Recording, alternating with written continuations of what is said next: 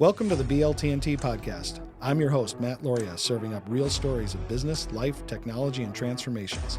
You'll hear from interesting people about big changes from career shifts to life-altering decisions and the innovations that help make it all happen. It's about sharing those light bulb moments, pivot points, challenges overcome, and the journeys that inspire us to think differently. If you're on the lookout for insights to propel you forward, stories that resonate, or just a bit of inspiration on your next BLTnT move, you're in the right place. Let's dig in.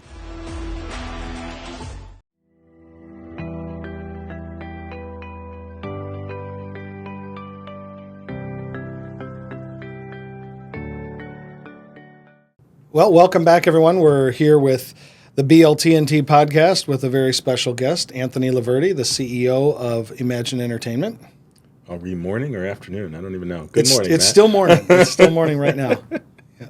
For the next couple hours, I think.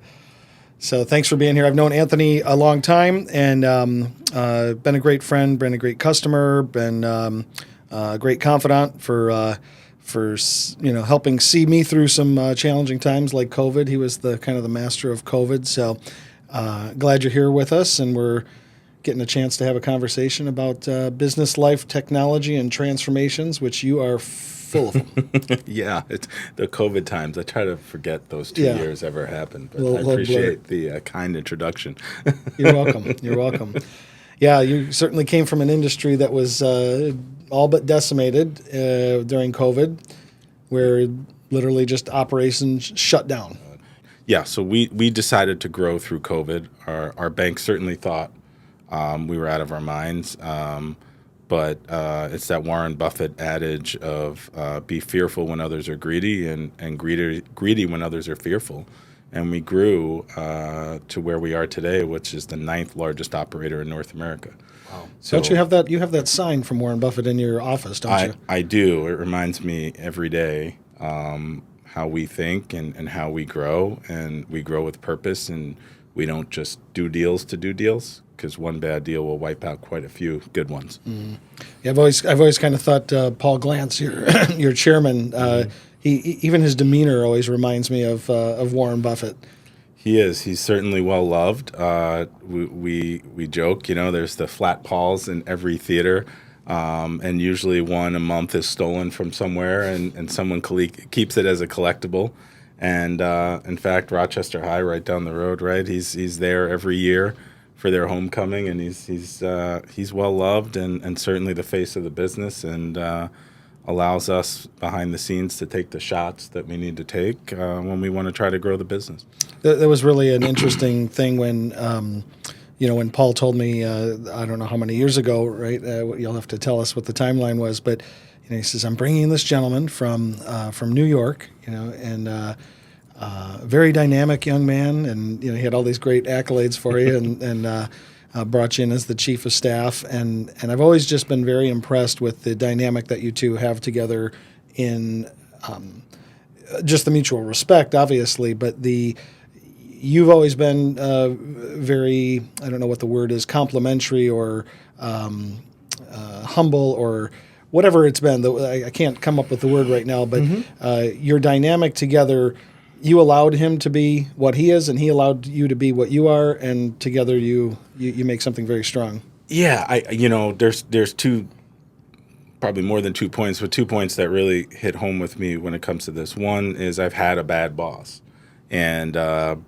someone recently asked me, what are the greatest lessons you've had throughout your career?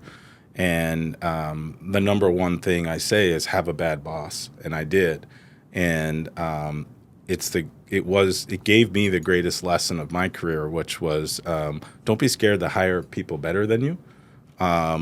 And I think in your, you're the CEO of your company, and your main job, I would think, is to identify talent and put them in the right seats in the bus. And that's what I think my most important role, besides diversifying our revenue, which I think we'll get into later, is to identify talent, put them in the right seats, and get out of the way. And when it comes to Paul and I think we know each other's strengths, we know each other's weaknesses, and we complement each other well. But most importantly, he's willing to take shots, and we have done some crazy things. We've turned theaters into haunted houses. We've opened first sports book in the world inside of a theater. We're getting into the content business right now. He's not scared to take shots, and he's not going to crucify you if those shots don't work out. It's not to say we don't have disagreements. We should have disagreements. If we don't, then we're not pushing hard enough. That's for sure. I've witnessed a couple of those. Yeah, I mean, if we're not disagreeing about things, we're just sitting back and not growing with purpose or growing fast enough. And I also think, the way we're structured, we sort of have this triangular effect where it's our CFO, Dirk Colheed, Paul, our chairman and owner and co-founder, and myself.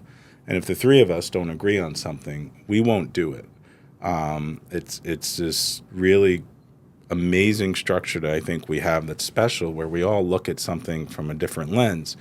And I'll tell you, out of all the opportunities we had to grow through COVID, the two deals that we passed on, the three of us did not agree on. Both of those deals ultimately did not work for the person who acquired those businesses.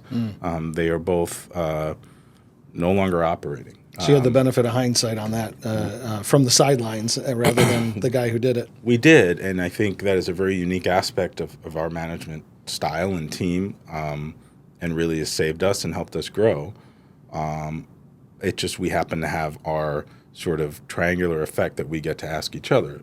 In your business, I know you have folks around you, and then you have folks you reach to outside of your business, which we're really lucky that we all look at something from a different lens, and it's dynamic and it works. Well, and you all came from different backgrounds as well. And I mean, I feel like I took those cues, watching you and Paul when I first brought in Mark Maheineke as our chief operating officer, and then Mark eventually segued into a different role still within the company, very important. And then we hired Catherine Baker to be our president, and just that acknowledgement of what am I good at and what are you good at. 1 + 1 = 3 is quite the right thing, and not to be afraid of hiring somebody who's smarter than you. And I always joke, everybody in here is smarter than me. I'm not a technical technologist myself. I'm a strategic technologist, but I can't install your firewall, so I have to make sure that the person here that's doing so is far smarter than me, and you can take that into every area of the company. And with your business, certainly the scalability aspect, you can't be doing everything, right? And so your business relies on process and procedure, and which I think is all underpinned by the culture. And so the culture, let's talk about that, and just talk about, and let's kind of go back and forth about vision and mission here of what are you out to do in the business vision wise, and even talk about maybe your taglines and things like that. Yeah. It's a testament to your success too, that you identify that you can't do it all, and that it's okay to hire people. I wouldn't necessarily say smarter, or I'd just say people that are better than you, and they could be smarter, more nimble, better. Better in some way. Better in some way. The culture at Emagine is one where I'm there to serve our team. That's all I'm there for. Again, diversify the revenue, but to our team members, I'm there to serve them, help them when issues arise, otherwise get out of the way, and identify talent. And that goes all the way down to our mission as a company to our guests. We're there to provide a moment of escapism to our guests in this crazy world we're living in right now, and to give them a moment of escapism and treat our guests with immense empathy. You never know what someone's going through. You're there to have them hopefully forget everything they're dealing with that day, walk into a dark auditorium, cry with someone, laugh with someone, clap with someone, cheer with someone, and just give them the best experience. Provide an exemplary out-of-home experience. Give them a reason to leave their home, and that starts from the top down. If I treat the staff, or our chief people officer, our COO treats our staff or our team members without empathy, then that's going to roll downhill to our guests. So our home office or our corporate office has the same mission as I do to our staff, to our corporate office, and they have it to our theater staff. They're there to assist our GMs, our managers, our senior managers in any problems that they can't solve on their own, whether it's a vendor that's letting us down, whether it's a quality control product, whether it's, an issue with a guest that needs a little more attention. We're all there rowing in the same direction, and that direction is to provide the best experience for our guests. Mm-hmm. I was thinking about you guys, and was looking at my Emagine app, right, and it's the loyalty program, right, and when I think back to first getting to know Paul, then getting to know you, loyalty is a word that resonates with me big time. When I think about you guys. And I think about that from the vendor aspect. When you partner with someone, I know that you guys buy a lot of products from Gary, right? You've done that for a very long time, right? Your theater equipment. You've done a lot of work with us over the years. Even the employees, especially the early employees, because your company did really make a shift of going from that entrepreneurial company to a really steady state. Maybe steady state's not the best word, but to a real secure mid-market organization, right? And it takes a lot to boost out of that entrepreneurial piece. And what I remember was the trust that Paul had in people to do what it is that they do well, right? And he was actually the CEO of another organization as well, or president, I can't remember. President of an insurance company. Yeah, Proctor Financial, right? And he had a whole other full-time gig and was empowering these people to do that, and they were still treating those guests at this exemplary level, right? Everybody talks about it. You talk about loyalty, you think about Emagine. You think about even when somebody steals a flat Paul from one of your places, there's a loyalty aspect of that. They want a piece of it, and it's kind of become part of. I mean, it's certainly become quite a big part of Detroit area culture. I mean, everyone knows Emagine. Everyone says, "Oh, are we going to go to Emagine if it's to a movie?" My kids think that that I'm putting them in prison if I make them sit in a movie theater that doesn't have your chairs. And so just that experience that you guys have given and that loyalty is really, I think, the true differentiator. Yeah, and the entrepreneurial spirit is an interesting one that comes up because we are very much process driven now, being that we operate in 5 states. You have to be able to pick that up and have the same experience if you're in Minnesota or Indiana. But we don't lose the entrepreneurial spirit, right? You have to allow your teams to take shots, to try new things, and if it doesn't work, you can't crucify them. You can't really come down hard on them because you'll lose that entrepreneurial spirit to be willing to try new things, and that's really important. Where we want to continue to grow with purpose and not lose that entrepreneurial spirit, but you do have to have a process-driven approach. So anywhere you go, to one of our 28 locations, you get the same experience. That's really important for us. And as far as Paul, I think, he understands how much the team cares and the culture has grown, and he is always willing to jump in where needed when asked on any subject. It's not only being the face of the business, it's also, can you make an appearance? He'll go down to filming a wedding anniversary video that's going to be up on the screen, welcoming a guest. I mean, that takes a lot of time when you're getting those requests constantly. So he's very nimble for us and willing to do anything that's asked, which is amazing for an owner of an organization our size to do those things. Yeah, I always find it ironic how, you didn't found the company. You came in and replaced Paul as the CEO. And I don't know if you could replace Paul. Okay, yeah. Okay. Paul, if you're watching this, I certainly didn't mean that.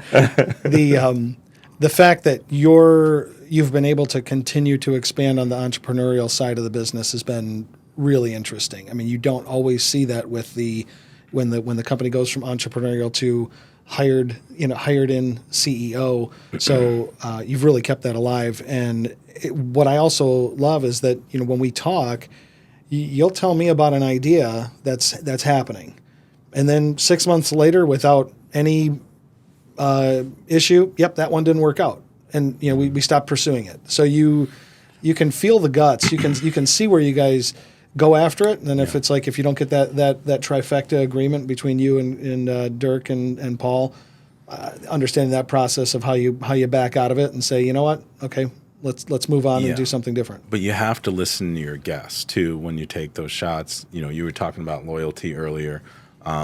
Actually, today we're going to be announcing a complete overhaul of our loyalty program, which will now be known as Emagine Rewards. And that overhaul came from direct feedback from our guests on how the reward system worked. So I'll give an example of how important listening to your guests is. And in your case, I'm sure, the needs of your customers, if you don't listen to them, there won't be repeat customers. Correct. Right? And you meet their needs. So we realize that there's a really large addressable market for foreign language films. So we started showing Indian language films, Bollywood films, and we noticed there was no per caps, no spend on concessions. And we really could not figure out how this was possible. So are you saying because the theaters were actually filled, but the concessions were not being sold? Sold out shows, no concessions being sold. And we do surveys on the back of almost every movie ticket for feedback, constant feedback. We can change those questions on the go. So the next weekend, we changed the survey on the back of those movie tickets and asked, why aren't you buying concessions? Literally down to that. And we discovered that it's in the Indian culture and in the Bollywood films, there's intermissions, and that's when concessions are purchased. So you bet it. The next weekend we had intermissions placed in all those films, and we sold concessions. So it's just one example of many where you listen to your guests. They almost become your entrepreneur for you, where they're making your business better. And if we didn't listen to our guests, I bet Emagine would not be here today.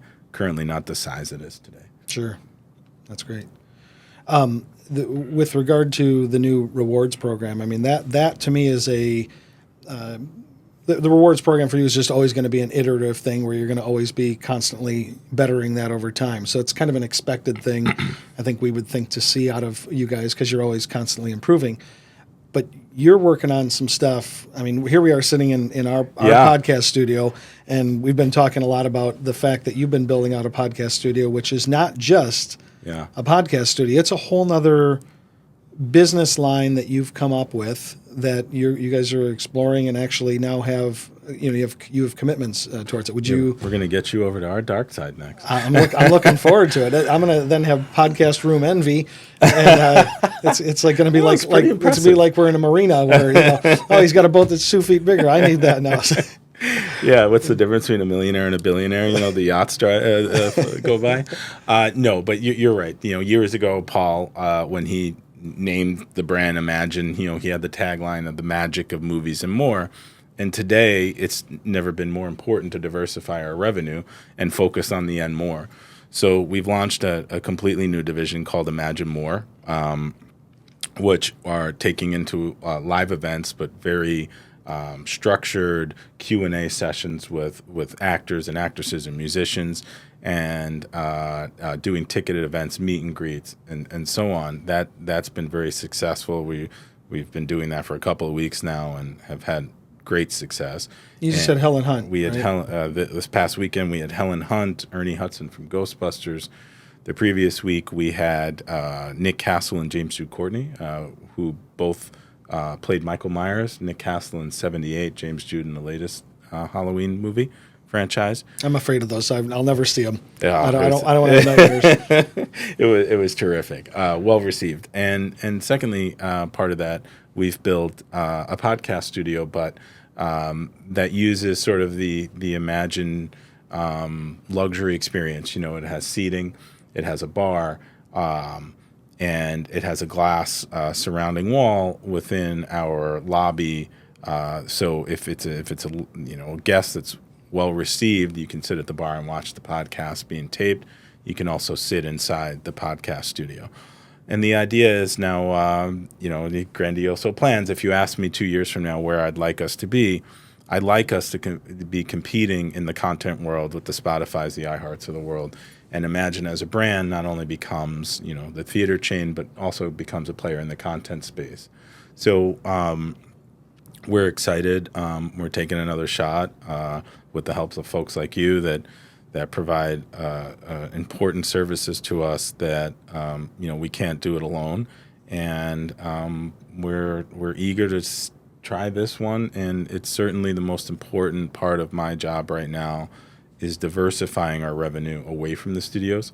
We're still somewhat below pre-COVID levels on number of releases, not necessarily the guest not wanting to see films. We're actually at if you look at the data, we're actually at a higher number of guests per film than we were pre-COVID. We just have less films. So let's talk about that. I'm privy to a lot of information about you guys in terms of what happened in COVID and why you keep referencing that, and why let's not rely on the studios, right? That was that you were in a way burned by that situation whereby it was almost like you didn't have inventory to sell to your clients. So you had these big empty buildings.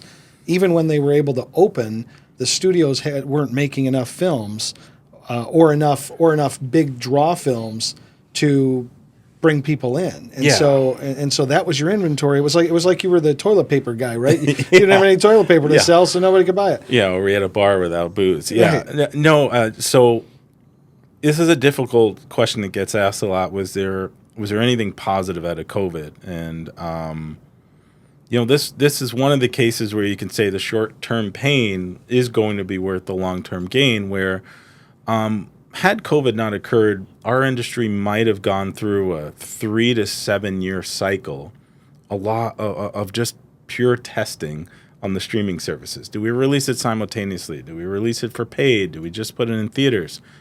And what COVID did was accelerate that into an 18-month span where streaming services had the perfect environment to operate. And I think most of them have now discovered that even in the perfect environment, it doesn't work. That's not to say streaming can't exist and theaters can't exist. There's a wonderful Ernst & Young study that's out that shows the most prolific streamers are the most prolific moviegoers. So we can live in harmony. But I guess so hesitant to say positive, but the one positive that came out of COVID was that experiment lasted 18 months and it was put to bed. Had COVID not occurred, that experiment could have taken 3 or, like I said, up to 7 years for every streaming service to try different things they want to try. And what I think you're seeing today is streaming services have realized sports is what's going to keep people as subscribers. And the content, theaters are almost an advertising platform for their content. If they put their product into our theaters with a window of exclusivity, and that content does well, folks then watch it on streaming multiple times after. You don't get the same buzz by going straight to streaming. So I think you'll see consolidation in the streaming industry for sure over the next year. I joke, basically streamers reinvented cable and we're going back to sort of a box and a service that has all your streaming apps.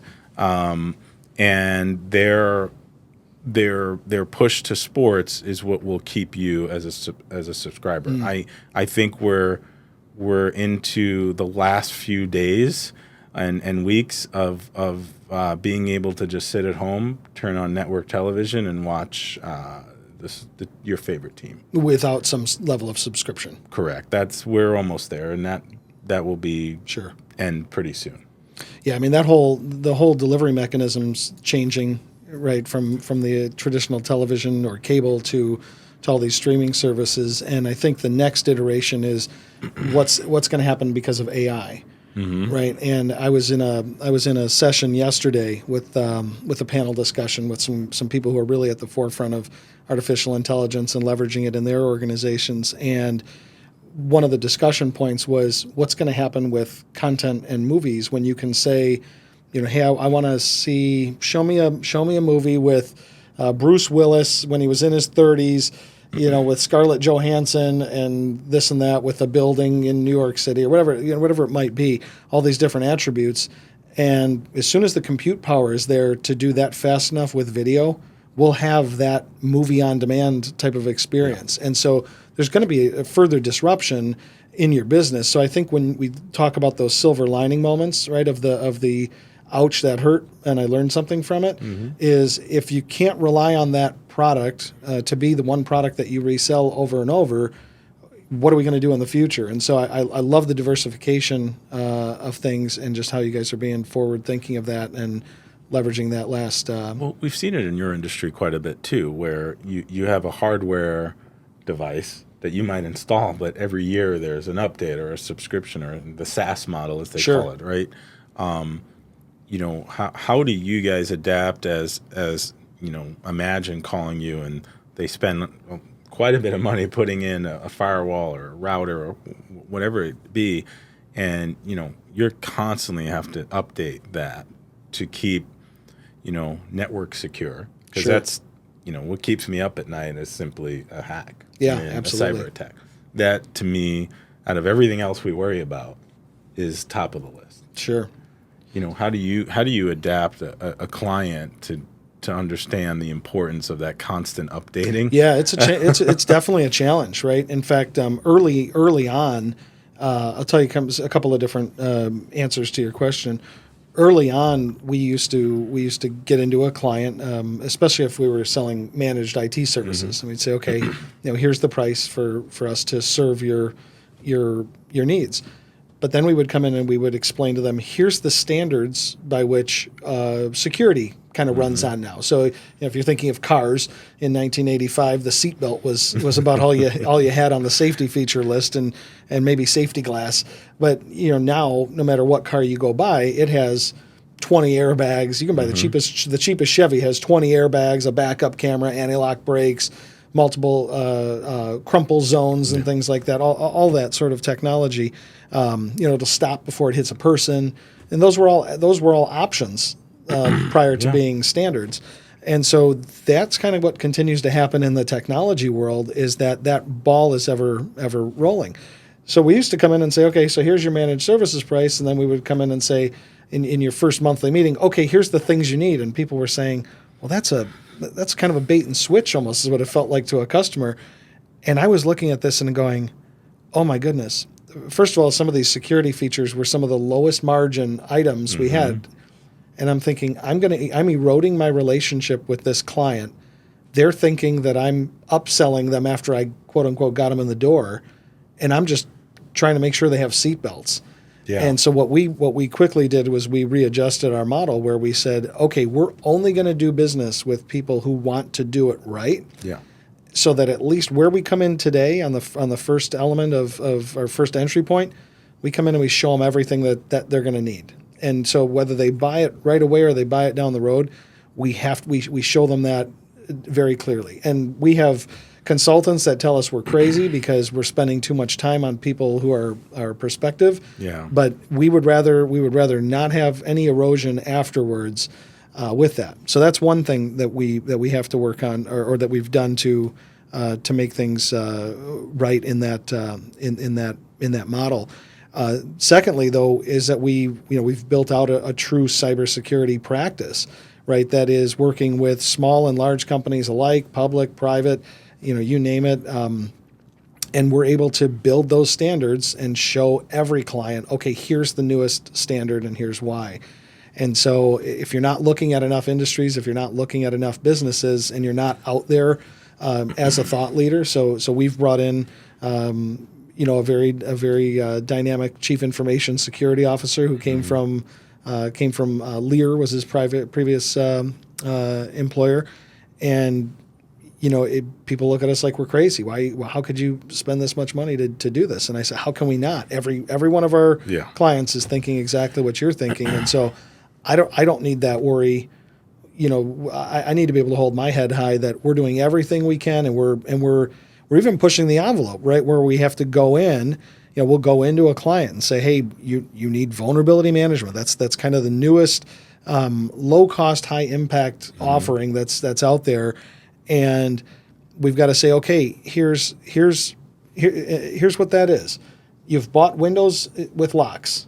This is the item that makes sure that your wife or husband or child closed the window and locked it before we left for vacation. Yeah. You know, we're only as strong as sort of your weakest employee that answers that phishing email, right? And You name it. And Or you nailed it, I should say. yeah, the amount of phishing testing that we're doing constantly, and I can't reinforce enough how important it is to work with folks like yourself for cybersecurity, because it is the number one concern, and should be the number one concern on every CEO or CIO's. And don't click anything. Yeah, just like if the prince of some South African nation is offering you $1 billion, but he just needs a few bucks first. Come on. Unfortunately, they're not as apparent as what they used to be. No. Used to be we could get those, send them to each other, laugh about them, and now it's the man in the middle attacks, the FedEx, the FedEx stuff. You're getting a text and an email. You know, they've got so many of these data breaches that have occurred, and it doesn't matter if you have credit monitoring and all these other things. Once that information's out there on the dark web and somebody can triangulate and say, okay, I've got Anthony's cell phone number and his email address, I can spoof him pretty once easily. a month. Yep. Once a month, my entire team gets a text message from me telling them that I really need gift cards from Best Buy. Yep. Luckily, no one's gone and purchased them yet. My team always says that we need Emagine gift cards. Well, those you can buy. So let's shift over. We've really talked about business a lot. You've got an awesome. Let's talk about life. Yeah. You've got an awesome family. Thank you. Let's talk about them. What I love about your family is that when we first met, you had a Saint Bernard, and I've always had Saint Bernards, and so we knew that there was enough of a crazy here that we could get along. I now have a zoo. I'm going to start charging folks to come over and play at the zoo. Do you have to lie on insurance forms now? Yeah. Do you have any? We share our animals? insurance broker. Oh, that's so right. I think we should. Hopefully he's not watching. Yeah, Brian, turn off the channel. No, so we now have a Great Dane, a Bernese Mountain Dog, and a Bulldog. So, Okay. and 2 tortoises, and a hedgehog, and a few cats. It's a zoo. It's a true zoo. And your wife, Carrie. Yes. You know, both of us. This is the other commonalities. We've outkicked our coverage. You know, me with Nadine, you with Carrie. Carrie has this face that is always smiling. So I don't think she's ever mad. But I would love for you Really? I would love for you to kind of maybe just pretend nobody's listening and watching. And so tell me the real Carrie. No, I mean how she deals with I am fully admitting I am present as much as I can be. I'm not, I love you get CEOs that talk about their geniuses of time management. Well, more power to you. I am not. 100-hour weeks are not uncommon. So she certainly holds down the fort. My girls are definitely a reflection of her, certainly not me. They're great kids. Just so proud of them, and they're their own people, and they're the kindest kids out there, I think. That's a proud dad moment. But the thing I judge my kids on is when they get invited over to other families' homes, and it's a mom or a dad giving me the compliment that we welcome them over anytime. They're the most respectful kids, so they're paving their own path, and I'm proud of them. How old are they now? 15 and about to be 14. So, Sienna's driving, which... Have you gotten a collection of guns and everything yet? To keep of course. He has girls, so just so you know. 2 girls. You got to protect them. Yeah, don't worry. There'll be interviews. Anybody that comes over. I'll call Uncle Matt. Yeah, your girls are great. When our boys first came to be with us...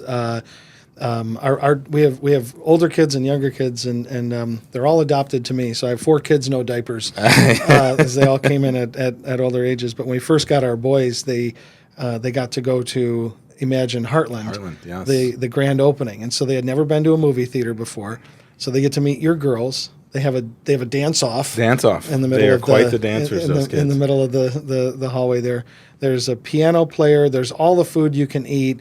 There's free movie, Wreck-It Ralph, you name it. And so that was so you guys started our boys up at this level where nothing else is good. So nothing else can compare. So they think that that's just normal. Is the grand openings and everything like that. But your girls were so sweet to them. Welcomed them in the first day. So we always hold them in high regard. Your boys are amazing, and I always told you that it's the most amazing gift you can give someone. So I'll forever be in awe of you and your wife and taking those two boys in. Those are good kids. Thank you. Yeah, our littlest one just went on his fifth grade camp. He's gone for 2 days. So 2 days. Yeah, that's not too bad. 2 nights. Yeah, yeah. So, but no, they're doing great. And your girls, somebody's showing dogs still or horses? No, they're both in theater and in their own way. My youngest is too smart for her own good. She's really good at improv and comedy and can roast dad at any moment and make me feel about 2 inches tall. She's very good at what she does. So she's spent some time at Second City last summer. She's going upstate New York to an improv camp this summer. And then my oldest is in theater production. We'll spend the whole summer in Interlochen again this year to do their production. Oh, great. Sound and lighting. And they're different kids and paving their own path. And Dad just tries not to get in the way. That's about it. Good. They're great kids. That's awesome. Well, what is a typical vet bill? What are you allocating per month on the veterinarian cost? It's the food. Never mind the veterinarian cost. But yeah, we got to have your boys over to see the zoo. It's fun. It gets you not to take life too seriously. That's great. Try to have a fun house. This episode of the BLTnT podcast is sponsored by Auxium, business IT and cybersecurity designed to outsmart chaos. Empowered by Juniper Networks. Automate your network with Juniper Networks and the Mist AI platform, the world's first AI-driven wired and wireless network. So technology. We'll do the switch to technology, and this then is your field. This is a little, I might have a little input on this one, but one thing I thought was really neat is that with your podcast setup, you actually thought about your not just your guests, but the people who are actually so people can rent your podcast room. Correct. And then you've put a whole ticketing system in place that actually replaces the need for them to use Eventbrite or Ticketmaster or somebody that would charge a fee to them. Yeah. And so more of the revenues can go directly to the talent that is that's renting the room or your star, your Helen Hunts and everything like that. It was talk about that, please. Thanks. It was important to us to own the ecosystem from top down, and what we really wanted to aspire was to help. One, sort of part of it selfish is that a lot of our employees host podcasts. They're high school kids. Some of them are well followed. Some of them aren't. It's a retention tool for us during the hours that the podcast studio isn't being used. We want to give them a platform. So we've not only built the ticketing system, we've built on our website coming soon, you'll be able to actually host your content. Of course, you can send it out elsewhere, but we serve millions and millions of guests a year. In the state of Michigan, we happen to serve more people than LCA, Fox, Ford Field, and Comerica combined in a single year. Wow. So we want to give those folks a platform. So if they do have a really good guest, not everyone can monetize their podcast and sell advertising when they're small, but if they have a decent local guest, they can use our ticketing system, sell tickets to the seats in the podcast studio, and keep that revenue. So it's a way to also help up-and-coming talent to develop, maybe they'll become the next Joe Rogan. You never know. So we look at it as we wanted to create an environment that is nothing but comfortable for the talent and also allows them to prosper. Eventbrite and Ticketmaster, there's a lot of fees involved and revenue splits. We're not really interested in that. We're interested in creating a talent-friendly environment for them to succeed. That's not to say we don't want to bring in really big talent. We're getting ready here to hopefully have 3 or 4 in-house podcasts that are well-known. Can you talk about any of those? Not yet. Okay. Ink's not dry, but I can't wait. It's just, it goes back to what we talked about earlier. It goes back to doing the sports book in a way that was meaningful instead of just throwing TVs up on the wall. We brought in Caesars. We co-branded the sports book, and we put in fiber optic lines directly to their hub in Las Vegas. So you actually have a replica of what's on Las Vegas on our 42 feet of LED screens. Without delay. Without delay, no latency.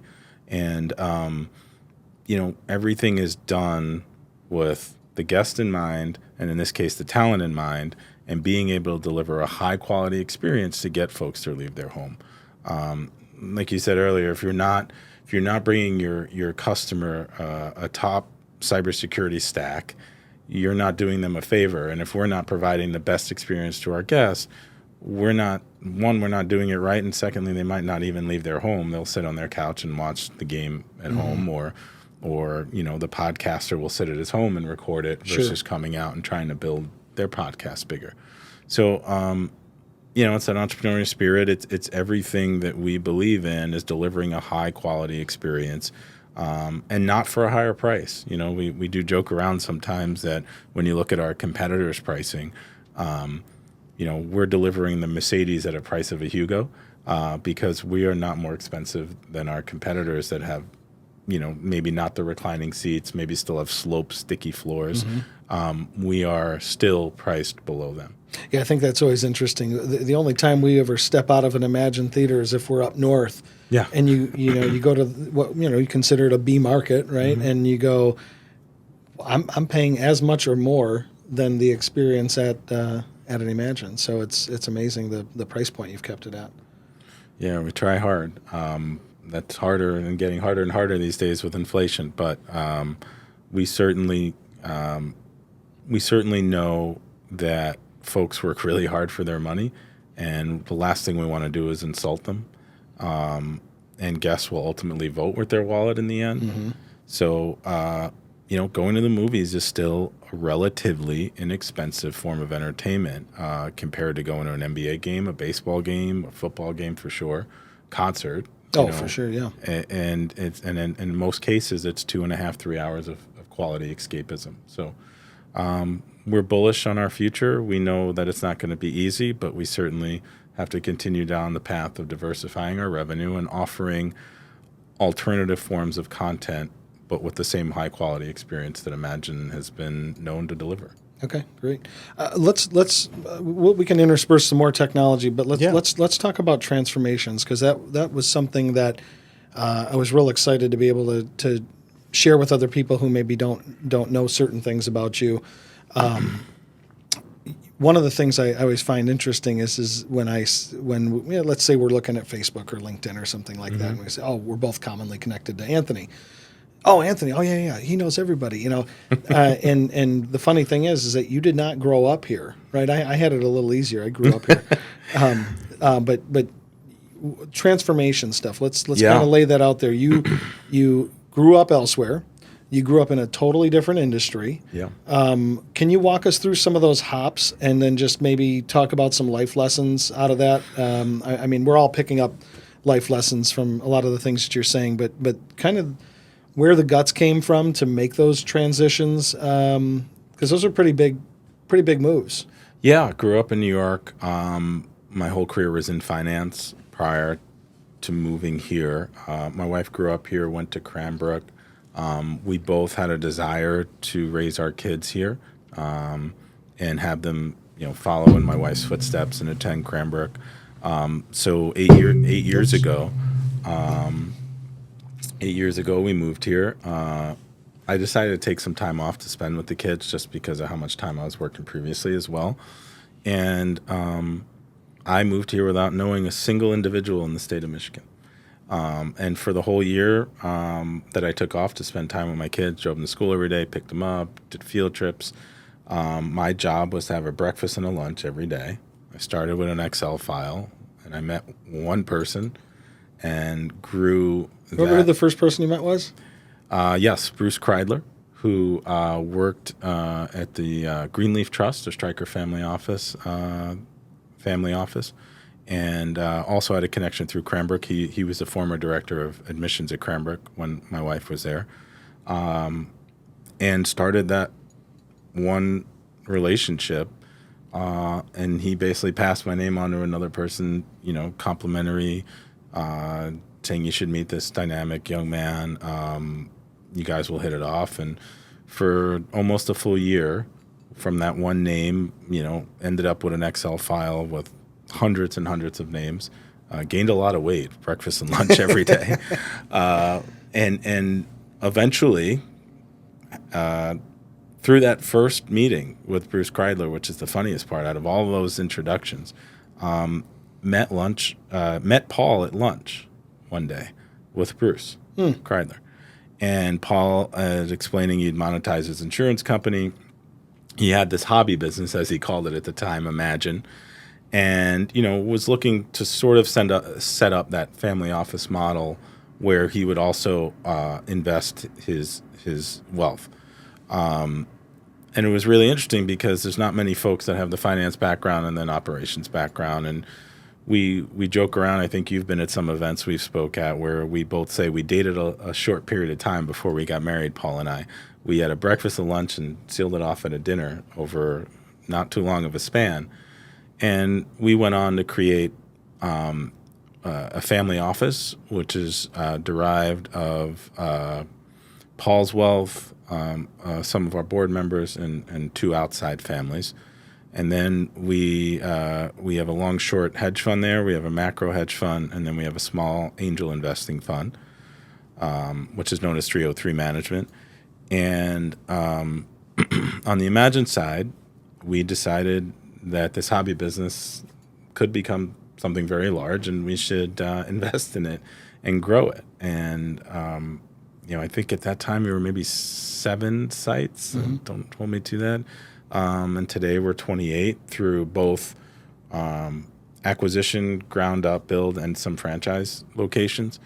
And it's become what it is today, which is almost 1,850 employees worldwide. And it's become something much bigger than I think either one of us could have ever imagined at the time, no pun intended. And we grew considerably through COVID. But I always tell people about the process of meeting all these people, doing these introductions, creating my network. You never know which one of those was going to be the important one, or, you're always auditioning, right? You just don't even know it at the time, but you are. And when I met Bruce, it wasn't really for any other reason other than, it's the first person I met here in Michigan. But you're always auditioning, and someone might be that person to give you the big break or the introduction that changes your career.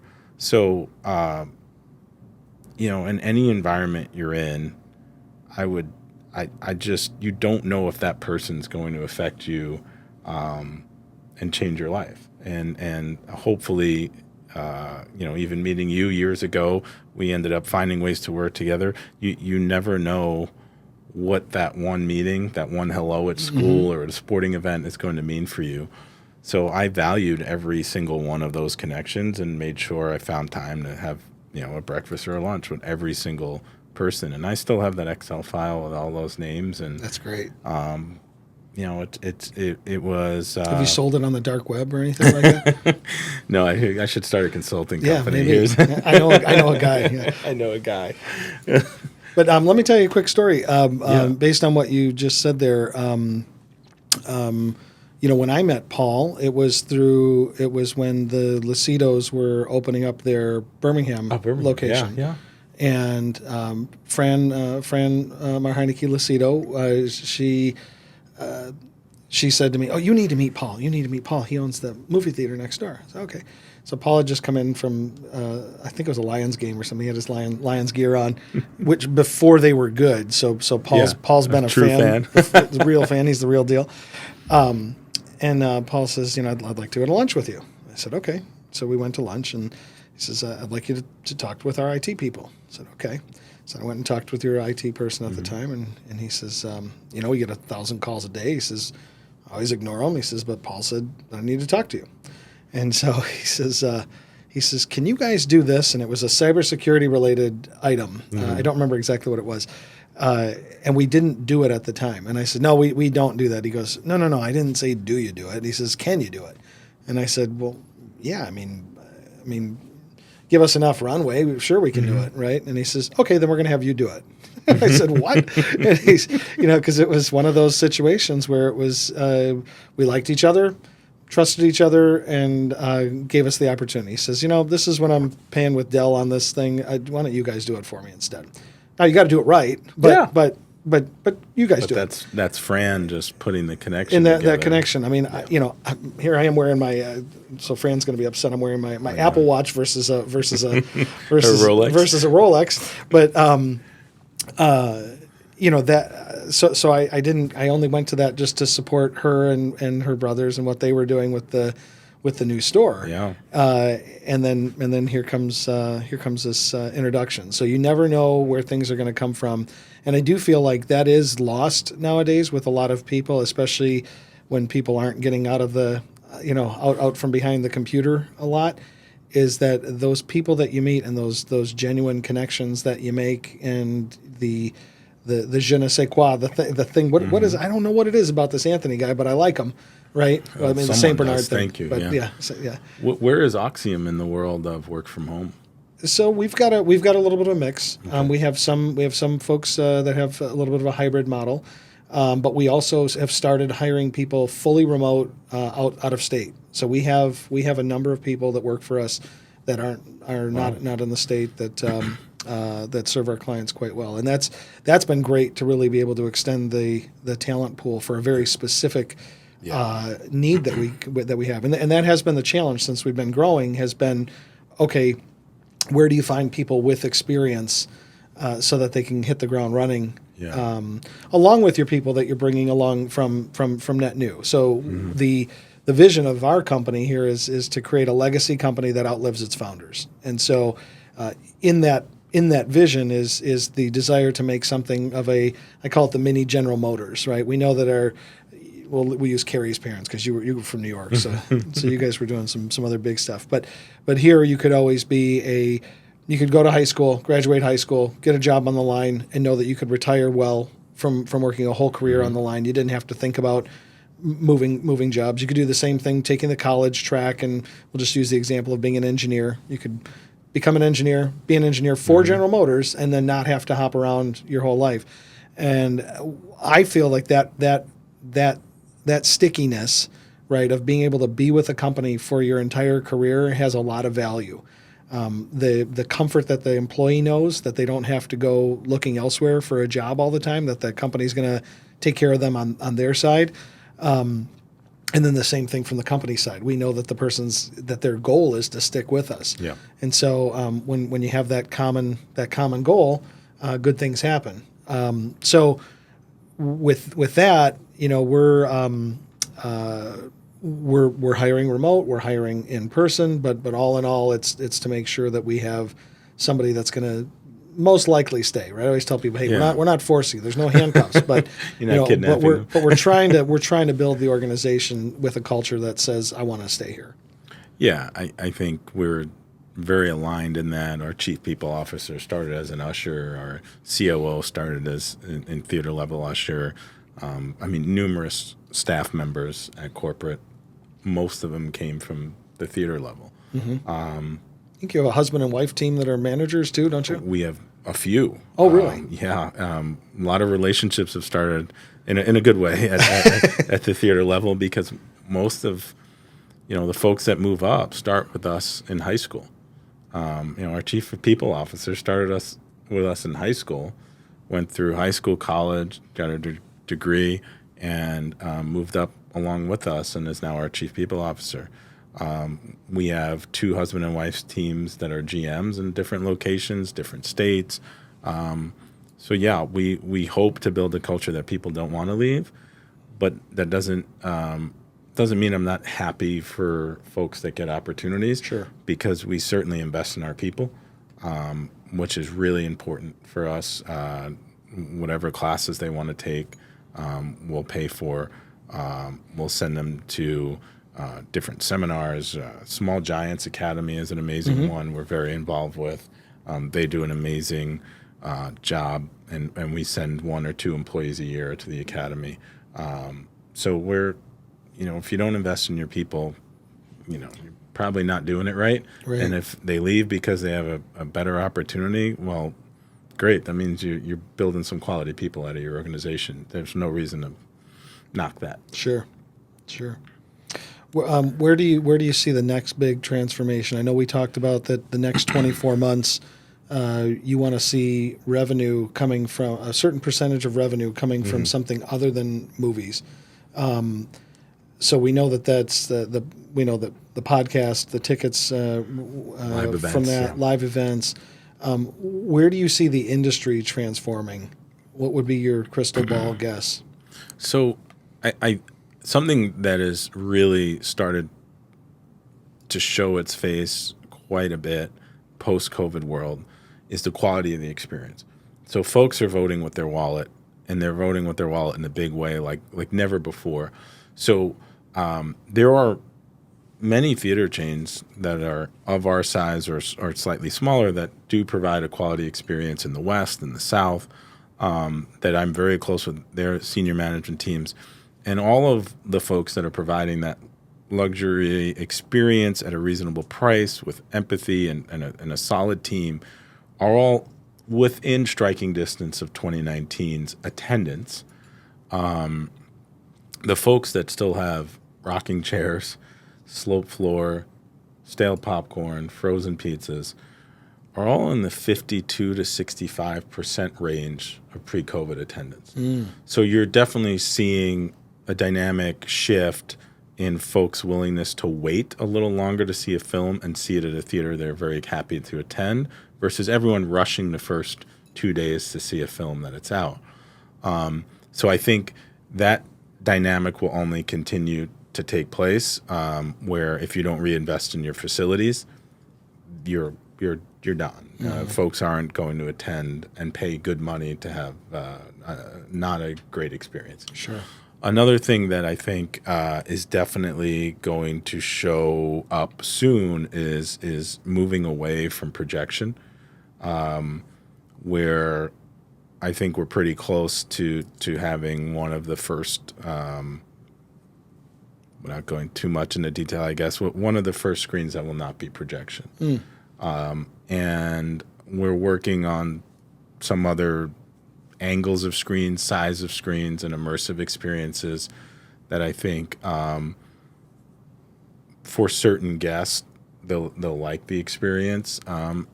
But other than that, I think that the number one thing we can do, as I said earlier, is diversify revenue, find ways to use these beautiful facilities to bring more content that folks want to see.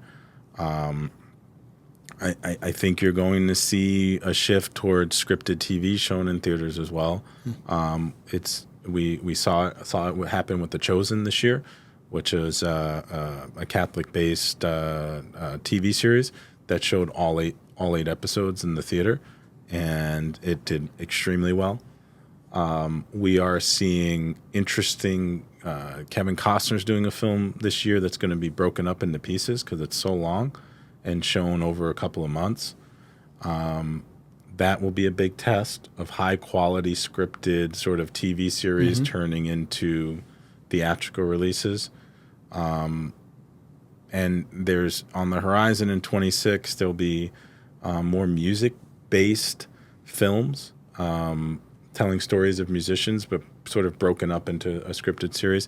So I think it's all about a diversification of the content and then providing a high-quality experience. I don't think movie theaters are going away. I think the cream rises to the top, and the folks that are not providing high quality experiences will go away, but not the ones that are delivering what the guests would perceive as value for their hard-earned dollar. You had mentioned to me that you saw the leisure business really expanding. I don't know, maybe by 2030 or into 2030 through the 2030s, where we really may see this 4-day work week. People, due to automation, due to artificial intelligence, that people will not have to work as hard or as many hours, and so leisure time will be expanding. And so your industry, whether it's the C.J. Barrymores of the world who are putting in more money into their facilities to make them, to the cream rising to the top sort of example, to you guys doing what you're doing. Can you talk about that as a kind of this futuristic, vision that you might have? I mean, you just talked about it too, the AI and the work from home. I think the power of AI hasn't really manifested itself in the way that I mean, I know you see it because of where your seat is. We see it in a different way where you're seeing really smart people put a lot of money into leisure activities. You're seeing the LIV golf tournament. You're seeing the PGA Tour have some hedge fund money come in now. Tiger Woods starting his really fancy mini golf course concept, which I love. I think we are going to end up in a situation where we have a 4-day work week, which would immediately have a positive impact on all leisure activity, whether it's golf, movie theaters, adventure parks, across the board. So when folks bring up AI, we certainly, there's risk to AI in our industry, which I think the Actors Union will deal with, about using an actor's name and likeness and so on. But for us, we certainly believe that when it's all said and done, that we could be big benefactors of AI, where you're increasing folks' leisure time. And again, going back to, well, if we're increasing that time that they have to have moments of escapism and so on, we need more content. And that's why it's important for Emagine to diversify its revenue stream and ultimately, get into the game of providing unique content that during COVID, we've invested in 2 startups, one called Iconic, another one called Metamedia, which are distribution companies that work outside of the studios to go to folks that might be making a small and mid-budget film that want to distribute it themselves. We think ultimately that can play out in a way where there's going to be a need for so much content and unique content that good directors, good actors might self-distribute in a world where we're at a 4-day work week and there's a lot of leisure time. So, we certainly think very far into the future, and hopefully we're right, but we're not going to be right on everything we do. But right now, our opinion of AI is it's a net benefit to our industry, based on the fact that I believe we ultimately will end up with a 4-day work week. Great. Let's wrap it up here with one question. What would the advice be that you would have for the 25? I mean, I know you're only 28, so think back 3 years. But what would your advice be to the 25-year-old version of yourself? It's the same advice I received when I was 25, and I'll never forget it. I had some really good bosses, and one of the best I had told me it's a marathon, not a sprint. And boy, that never leaves my mind.